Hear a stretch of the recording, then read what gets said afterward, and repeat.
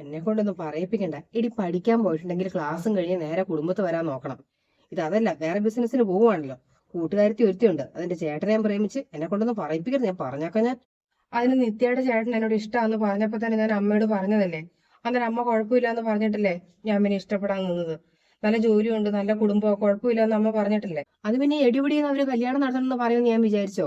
2-2.5 മാസത്തിനുള്ളിൽ കല്യാണം നടത്തണമെന്ന് പറഞ്ഞിട്ടുണ്ടെങ്കിൽ ഇതിപ്പോ പഠിത്തം കഴിഞ്ഞതല്ലേ ഉള്ളൂ.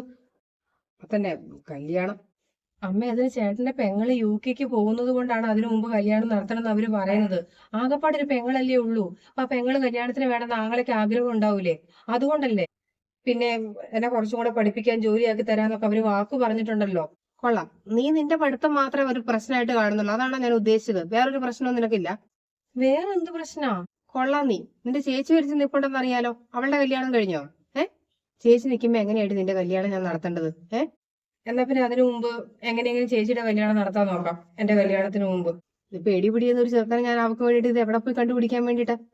നിന്റെ കല്യാണത്തിന് മുമ്പ് അവളുടെ നടത്തണം എന്ന് പറഞ്ഞിട്ടുണ്ടെങ്കിൽ ഞാനൊന്ന് അന്വേഷിച്ച് നോക്കട്ടെ. ആരോടെങ്കിലും ഒന്ന് ചോദിച്ചു നോക്കാം. നമുക്ക് എങ്ങനെയെങ്കിലും നടത്താൻ നോക്കാം അതിനു മുമ്പ്. ഇത്ര പെട്ടെന്ന് അവർ ഇങ്ങനെയൊക്കെ പറയുമെന്ന് അറിയായിരുന്നു ഞാൻ ഇതിനൊന്നും സമ്മതിക്കുകയായിരുന്നു. പറഞ്ഞിട്ട് കാര്യമില്ല. അങ്ങനെ എന്തെങ്കിലും അവൾക്ക് പെട്ടെന്ന് ഒത്തു വരുവാണെങ്കിൽ രണ്ടുപേരുടെയും കല്യാണം ഒരുമിച്ച് അങ്ങ് നടത്താം. എന്നാ പിന്നെ അത്ര ഒരു ചെലവും നമുക്ക് കുറഞ്ഞു കിട്ടും. അത് വേണ്ട. 2 കല്യാണം തനിയെ തനിയെ നടത്തിയാൽ മതി. ഒരുമിച്ച് വേണ്ട. ഒറ്റ മുട്ടിയെ വെച്ചിരും കേട്ടോ. ഒന്നിനും സമ്മതിക്കുകയില്ല. അവളുടെ ഒരു വാശി മാത്രം നടക്കുള്ളൂ. എനിക്ക് എല്ലാം കൂടെ ആലോചിച്ചിട്ട് എനിക്ക് തല അങ്ങോട്ട് പെരുക്കുവോ എനിക്ക്. ഓ, എന്റെ അമ്മ സപ്ലൈക്കോയിൽ പോയിട്ട് ക്യൂ നിന്ന് മടുത്തു മനുഷ്യൻ. അയ്യോ, ഞാൻ തിരിച്ചു പോന്നാലോന്ന് വിചാരിച്ചതാ. അമ്മ അവളുടെ കല്യാണം നമുക്കങ്ങ് നടത്തിയേക്കാം അമ്മേ. എന്റെ കല്യാണം ഇപ്പൊ നടത്താൻ വേണ്ടിട്ട് അമ്മ തിരക്ക് വെക്കണ്ട. അതൊക്കെ വലിയ ചെലവായിരിക്കും. രണ്ടുപേരുടെയും കൂടെ ഒരുമിച്ച് നടത്താന്ന് വെച്ചിട്ടുണ്ടെങ്കിൽ അവളൊട്ട് സമ്മതിക്കത്തുമില്ല. അതുകൊണ്ടിട്ട് അവളുടെ അങ്ങ് നടത്തിയേക്ക്. അവളാണെങ്കിൽ എന്നോട് മര്യാദയ്ക്ക് മിണ്ടുന്നും കൂടിയില്ല.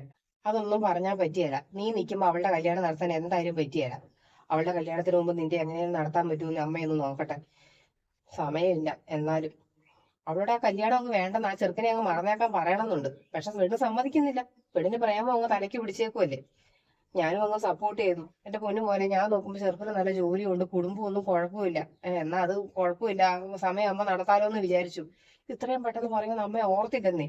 അവരെന്തൊരു ആൾക്കാരാണ് അമ്മയെ ഓർക്കുന്നത്. എന്നാ പെണ്ണിനൊരു ചേച്ചിയുണ്ട്. ആ ചേച്ചി പെണ്ണിന്റെ കല്യാണം കഴിയാതെ എങ്ങനെയാ ഇപ്പൊ കല്യാണം നടത്താൻ പറയുന്നതെന്ന് ചിന്തിക്കാനുള്ള ഒരു മാന്യത കാണിക്കണ്ടേ? അതുമില്ല. എനിക്കാണെങ്കിൽ ഇപ്പൊ ഈ ഒട്ടും താല്പര്യം തോന്നുന്നില്ല. വേണ്ടാന്നൊക്കെ അവളോട് പറയുന്ന കഷ്ടമല്ലേ അമ്മേ. അവൾ ഇഷ്ടപ്പെട്ടതല്ലേ. അപ്പൊ പിന്നെ എങ്ങനെയാ നമ്മളങ്ങനെ പറയാ? അതൊന്നും സാരമില്ല. അവളുടെ കല്യാണം നടക്കട്ടെ. എനിക്കിപ്പോ തിരക്കൊന്നുമില്ല, പിന്നെ മതി. അല്ലെങ്കിൽ എനിക്കിപ്പോ കല്യാണം കഴിക്കണമെന്നുമില്ല. നിനക്കും ആരെങ്കിലും അങ്ങ് പ്രേമിച്ചു കൂടായിരുന്നു. എന്നാ അമ്മയ്ക്ക് കാര്യം എളുപ്പമായാലും. ഇതിപ്പോ ആരാ ഉള്ളത് നമുക്ക് വേണ്ടിട്ട് പോയി അന്വേഷിക്കാനും പിടിക്കാനും ഒന്നും ആരും ഇല്ലല്ലോ. അച്ഛനുണ്ടായിരുന്നെങ്കിൽ അമ്മയ്ക്ക് ഒരു ടെൻഷനും ഇല്ലായിരുന്നു. ഇതിപ്പോ അച്ഛനും ഇല്ലല്ലോ. അതങ്ങനെ നിനക്ക് അങ്ങനെയൊന്നും തോന്നിയും ഇല്ലല്ലോ. ഈ പഠിപ്പും ജോലിയൊന്നും ഇല്ലാത്ത എന്നെ ആരും പ്രേമിക്കാനാ? അമ്മയ്ക്ക് വേറെ പണിയില്ലേ? പിന്നെ +2 വരെ പഠിച്ചില്ലേ? ആ +2 ജയിച്ചില്ല, അത്രയല്ലേ ഉള്ളൂ. വേറൊരു കുറവ് എന്റെ മുമ്പ് ഞാൻ നോക്കിയിട്ട് കാണുന്നില്ല. നീ ഇങ്ങനെയൊന്നും ചിന്തിക്കണ്ട. ഉം എല്ലാ അമ്മമാർക്കും സ്വന്തം മക്കളെ കുറിച്ച് അങ്ങനെ തോന്നും. ഒറ്റ അടി ഞാൻ നിനക്ക് വെച്ച് തന്നാണ്ടല്ലോ. ആ കള്ളുകുടിയനെ മാത്രം നിനക്ക് കിട്ടിയുള്ളല്ലേ എന്തിന് ചേച്ചിക്ക് വേണ്ടിട്ട് ആലോചിക്കാൻ വേണ്ടിട്ട്. ഇല്ലാത്ത തെമ്മാടത്തിന് ഒന്നുമില്ല അവന്റെ കൈ. കുറച്ച് കള്ളു കുടിക്കുന്നല്ലേ ഉള്ളൂ. അത് കല്യാണമൊക്കെ കഴിയുമ്പോൾ ചേച്ചി അങ്ങ് ശരിയാക്കി എടുത്താൽ മതി. പിന്നെ വേറെ തെമ്മാടത്തിനൊന്നുമില്ല. അതൊക്കെ നാട്ടുകാർ വെറുതെ പറഞ്ഞുണ്ടാക്കുന്നതാ. നീ മിണ്ടി പോരുത്. ആ വനജയുടെ വീട്ടിൽ വെച്ചിട്ട് അവനെ പാതിരാത്രിക്ക് പിടിച്ചപ്പോഴേ ആ നാട്ടുകാർ മൊത്തം ഉണ്ടായിരുന്നു അവിടെ. ഈ നാട്ടുകാർക്ക് മൊത്തം അറിയാലോ അവന്റെ തെമ്മാടത്തിനും. നിനക്കറിയത്തില്ല അല്ലെ? ഇതിപ്പോ ചേച്ചിയുടെ കല്യാണം പെട്ടെന്ന് നടക്കണ്ടേ? ഇതാവുമ്പോ പെട്ടെന്ന് നടക്കും. കൊള്ളാലോടെ നീ. നിന്റെ കാര്യം നടക്കാൻ വേണ്ടിട്ട് നീ സ്വന്തം ചേച്ചിനെ പൊട്ടക്കണ്ടി തള്ളിയിടാനും നീ മടിക്കൂലല്ലോ. ഞാൻ വിചാരിച്ചതിൽ മിടിക്കുക നീ കേട്ടോ. നിന്റെ സ്വന്തം ചേച്ചി അല്ലേടി അതൊന്നും ഇല്ലെങ്കിലും. അല്ലേ? ഓ, അമ്മ നോക്കിയിരുന്നു. അമ്മയുടെ മൂത്ത മോളെ കെട്ടാൻ വേണ്ടിട്ടേ രാജകുമാരൻ പല്ലക്കി കയറി ഇപ്പൊ വരും. അടിക്കൂന്ന് ഞാൻ പറഞ്ഞ നിനക്കിട്ട് ഞാൻ അടിക്കും ഞാൻ. നിന്റെ കല്യാണം നടക്കണം. അത്രയല്ലേ ഉള്ളൂ നിനക്ക്. ആ, അതിന് സ്വന്തം ചോരാനെ ബലി കൊടുക്കണ്ട. അല്ലാണ്ട് നിന്റെ കല്യാണം അങ്ങ് നടത്തിയേക്കാം. പോരെ നിനക്ക്. നിന്റെ കാര്യം നടക്കാൻ വേണ്ടിട്ട് നീ എന്ത് വേണേലും ചെയ്യും അല്ലേ? നിന്റെ കല്യാണം അങ്ങ് നടത്തി തന്നേക്കാം. എന്റെ മോൾ ഇവിടെ നിന്നോട്ടെ. നീ പറഞ്ഞ പോലെ രാജകുമാരൻ വന്നില്ലെങ്കിലും അവക്ക് പറ്റിയെടുത്താൽ ഞാൻ കണ്ടുപിടിച്ചോളാം. എന്തായാലും നീ കൊണ്ടുവന്ന കള്ളുകൂടിയനെ വേണ്ട കേട്ടോ.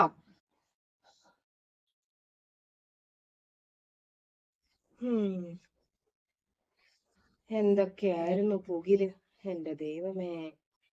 അങ്ങനെ ഒരു തരത്തില് മൂത്തവളെയും കെട്ടിച്ചു വിട്ടു.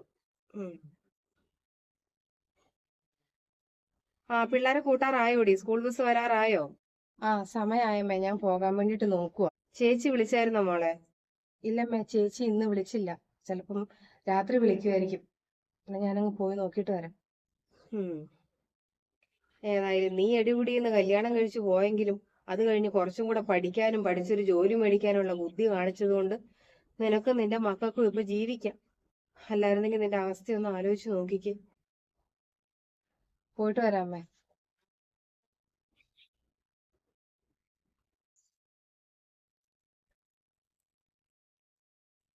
പുറത്തോട്ട് നോക്കി നിൽക്കുന്നേണ്ടാ? ആ ഞാനേ മോള് പിള്ളേരെ കൂട്ടാൻ വേണ്ടിട്ട് പോയിട്ടുണ്ട്, ഇതുവരെ വന്നില്ല. സ്കൂൾ ബസ് എത്തിയില്ലെന്ന് തോന്നുന്നു. ഓ, അതിന്റെ കെട്ടിയോൻ വേറെ കെട്ടിയല്ലേ? കല്യാണം കഴിഞ്ഞല്ലേ? ആ, അപ്പുറത്തെ ജാനകി പറയുന്ന കേട്ടു ഇങ്ങനെ വേറെ കല്യാണം കഴിച്ചെന്ന്. കഴിഞ്ഞെന്നൊക്കെയാ കേൾക്കുന്നത്. എന്റെ മോളുടെ ജീവിതം ഇങ്ങനെയായി പോയല്ലോ എന്ന് ഓർത്തിട്ട. കല്യാണം കഴിഞ്ഞു പോയി. കുഴപ്പമില്ലാതൊക്കെ ജീവിച്ചതാ, രണ്ട് പിള്ളേരുമായിട്ട്. പിന്നെ ആ കെട്ടിയവന് വേറെ ബന്ധമുണ്ടെന്ന് അറിയുന്നത്. പലരും പലതും പറഞ്ഞിട്ടും അവള് കണ്ണുകൊണ്ട് കണ്ടിട്ട് പോലും അവിടെ പിടിച്ചു നിന്നതാ. എന്നെ ഓർത്തെല്ലാം സഹിച്ചു നിന്നതാ അവളവിടെ. പിന്നെ ആ പെണ്ണിന് വേറെ ഗർഭം ഉണ്ടെന്ന് അറിഞ്ഞപ്പോഴാ അവൾ അവിടെ നിന്ന് ഇറങ്ങി പോകുന്നത്. പണം പിടിക്കത്തില്ല അവൻ, അനുഭവിക്കും എന്റെ മോളോട് ചെയ്തേന്. ഓ, എന്തായിരുന്നു തിരക്ക്! ഇപ്പൊ തന്നെ പെണ്ണിനെ കെട്ടിച്ചു കൊടുക്കണം എന്നും പറഞ്ഞു. എന്തായിരുന്നു, സ്വന്തം ചേച്ചീനെ ആ കള്ളുകൂടിയൻ വിഷ്ണുവിനെ കൊണ്ട് കെട്ടിക്കാൻ കുറെ നോക്കിയതല്ലേ?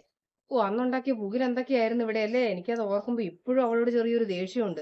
ഒന്നുമില്ലെങ്കിൽ സ്വന്തം ചോരേനെയല്ലേ അത്രയേ നാട്ടുകാരറിയുന്ന ഒരു തെമ്മാടീനെ കൊണ്ട് കെട്ടിച്ചിട്ടേ ഇവളുടെ കാര്യം നടത്താൻ വേണ്ടി നോക്കിയത്.